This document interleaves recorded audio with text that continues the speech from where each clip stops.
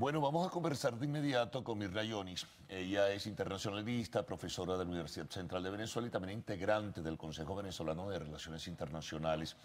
Hay un tema importante, ¿no?, que está en la agenda abierta y pública, como es la decisión tomada por el secretario general de Naciones Unidas de definitivamente dejar finalmente a la Corte Internacional de Justicia de La Haya la definición del reclamo territorial y la disputa entre Venezuela y Guyana por el territorio del Esequibo.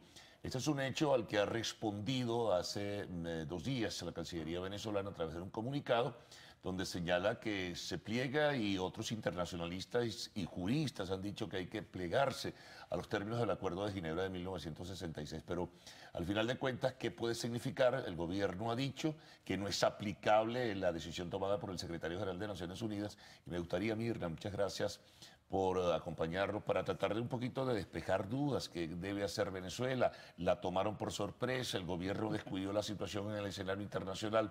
En suma, ¿qué ha pasado y ha ocurrido? Bien, Y gracias. bienvenida, ¿no? Gracias, Carlos, de nuevo por la invitación. Sí, respondiendo un poco primero a tus preguntas, ¿la agarraron por sorpresa? No.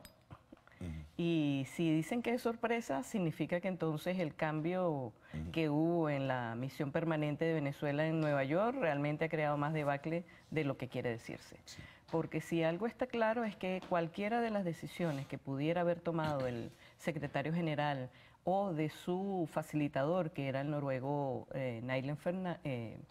Dag Nylander, que es noruego, evidentemente que estaban enteradas las partes. De hecho, en diciembre se les convocó una reunión casi de emergencia a ambos cancilleres con este facilitador para darle un poco el finiquito, que es lo que uno puede inferir de lo que iba a ser el informe. Y un último intento para ver si se acercaban las posiciones. Por lo tanto, no hay decisiones sorpresas, y lo que nos sorprende a nosotros como internacionalistas y en el Consejo Venezolano de Relaciones Internacionales, lo señalamos, es el retardo en la respuesta oficial que dio el gobierno venezolano.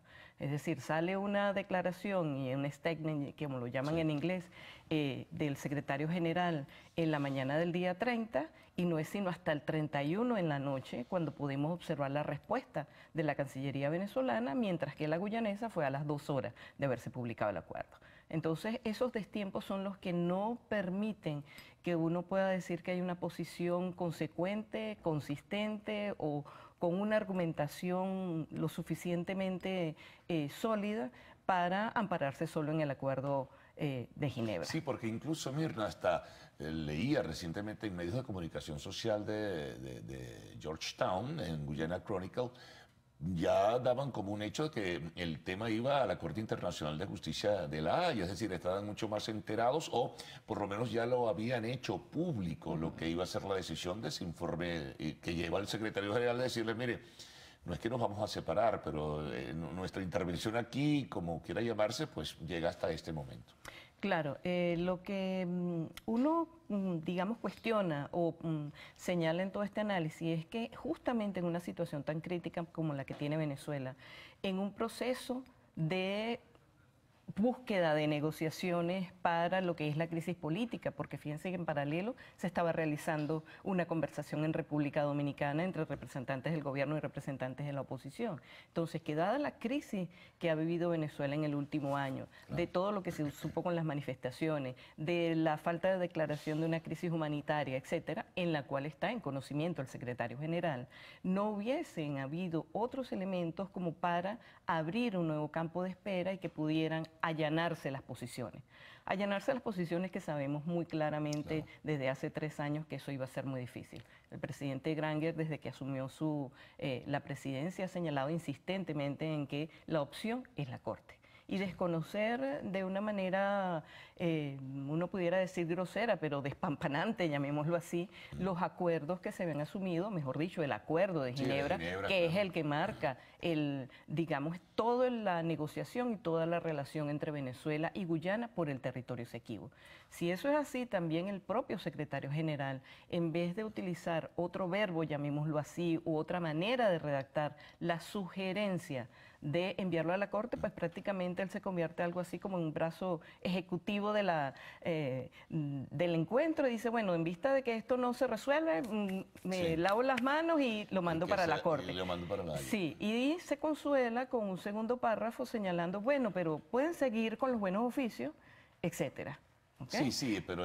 Ahora, esos buenos oficios hay que verlo porque creo que también en la otra visión es que el secretario general debe estar bien consciente que la Corte, aunque él se esté lavando y mandándolo para la Corte puede decir, no lo voy a considerar porque no viene producto de un acuerdo entre las partes. Ahora fíjate, es interesante también detenerse en lo que dices, porque quizá para Venezuela no sea obligatorio tener que ir a la Corte Internacional. Es que no es obligatorio. Además, creo que Venezuela ni siquiera es signatario de un protocolo que la Correcto. obliga a dilucidar problemas Correcto. territoriales en la Corte Internacional de la Haya. Correcto. Sí, el comunicado que han sacado amparándose en el Acuerdo de Ginebra y todo lo que significa la jurisdicción de la Corte cuando no hay un convenimiento es perfectamente válido. Lo que cuestionamos es que esa no ha sido la posición consistente desde hace 3 años, ni desde septiembre para acá, cuando comenzaron las conversaciones con el facilitador, y mucho menos sacar una declaración 24 horas después cuando ya sabías cuál era la decisión del secretario general.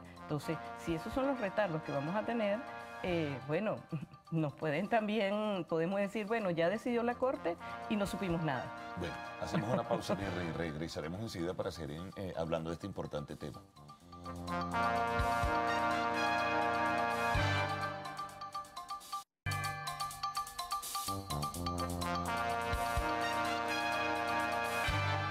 Bien, continuamos conversando con Virna Llonis, internacionalista, profesora de la UCB y además miembro del Consejo Venezolano de Relaciones Internacionales. Quería preguntarte algo, un poco para recapitular. ¿Tú no crees también que el gobierno venezolano en los últimos años, hay mucho de geopolítica allí y de tener influencia en los países del Caribe? Esto se ha reiterado en forma significativa. También es bien responsable la postura asumida y descuidó un poco el asunto de la reclamación territorial. Después hablamos también de otro tema, esto de las riquezas, el proceso de exploración y probablemente ya de explotación de petróleo en aguas que supuestamente son reclamadas también por Venezuela, pero vamos con lo primero. Sí, están relacionados todos, es decir, el asunto de la geopolítica no es un asunto solo del territorio Esequibo, que es rico en todo lo que significa la extensión de la zona del Amazonas. Lo que digamos, todo el territorio Esequibo está ubicado también en parte de lo que es ese macizo guayanés, ¿verdad?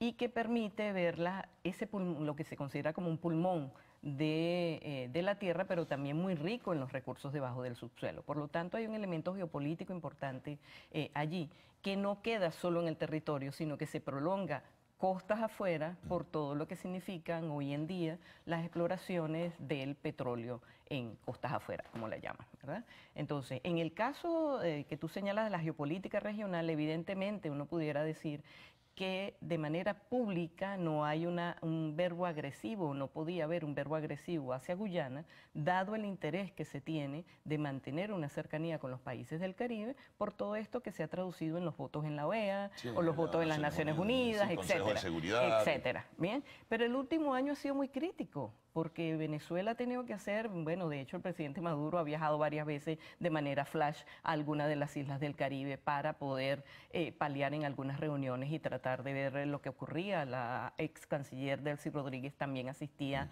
de manera intempestiva a reuniones de la CARICOM cuando no había sido invitada. En fin, todo eso está mezclado allí.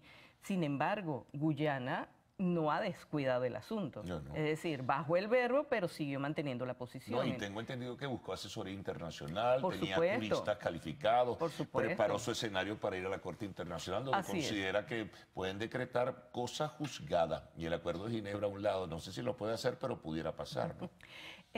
Digamos, uno puede decir que no lo pueden hacer, pero hay muchas cosas que ocurren. La argumentación que se utiliza en los casos, en el supuesto bien aventurado de que ya se ha ingresado a la Corte, pues pueden manejarse muchísimos elementos.